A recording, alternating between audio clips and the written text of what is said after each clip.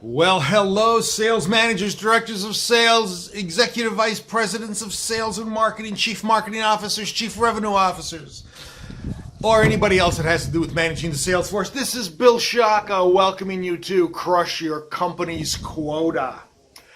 Folks, as some of you may know by now, especially if you are engaged in my other channel called the 5-Minute Motivator, my standard disclaimer is that these are one-take wonders.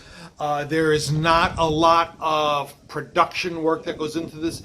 Maybe you'll see some text on the side or over my head or underneath.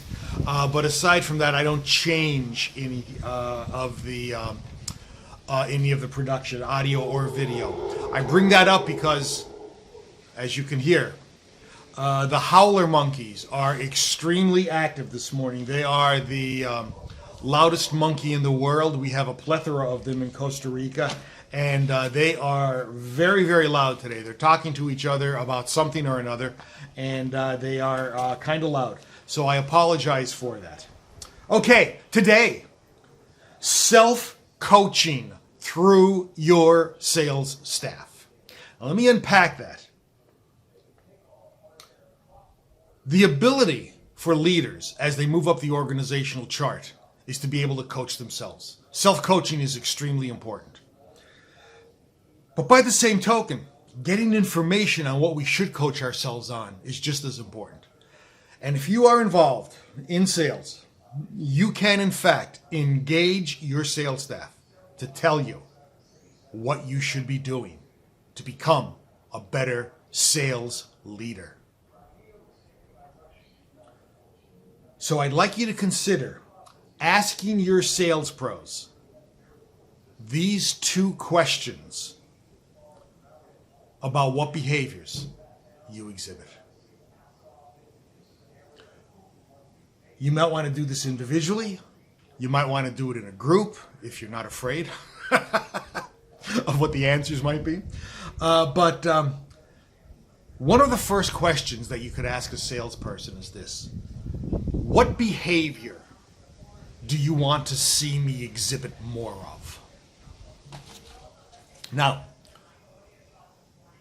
you might hear answers like, well, you're positive, but I think you could be more positive. I think at sales meetings when we hit our quota, you say, you know, that's great, that's wonderful, you did a great job this week. Now, don't forget to do it next week. And you kind of throw in that challenge, but it tends to be demotivated.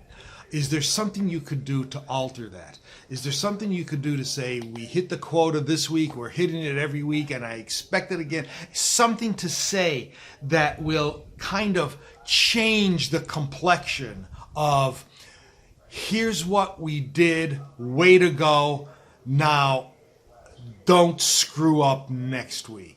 Kind of important. I used to work with, I had a partner in one of my businesses, and one of his favorite sayings was, celebrate after victory. But then in parentheses, it was always, never be good enough so that the victory never actually occurs, so you never have a chance to celebrate.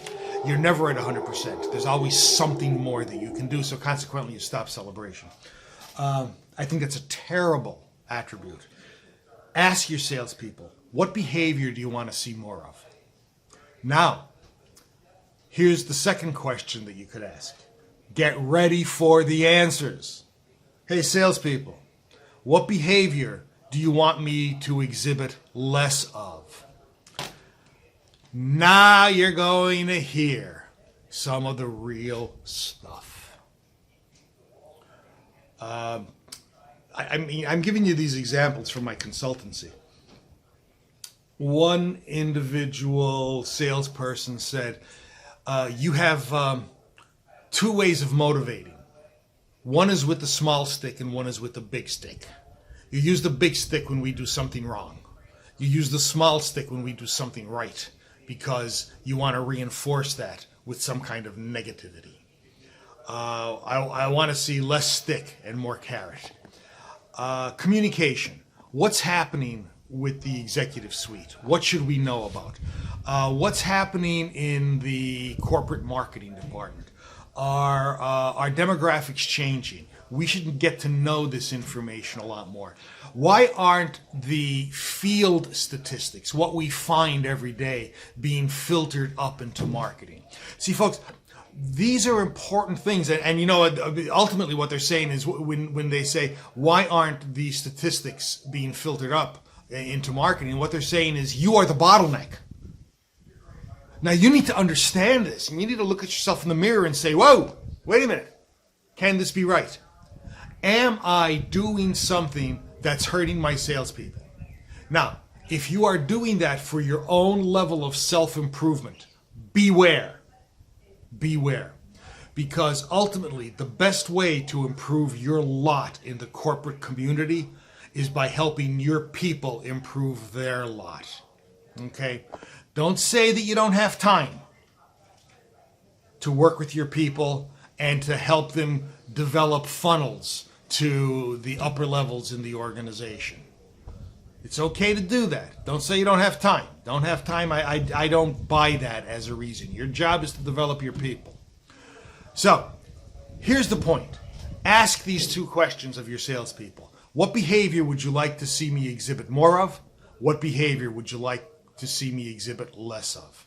Document the results. Not necessarily by person. You don't want to have agendas.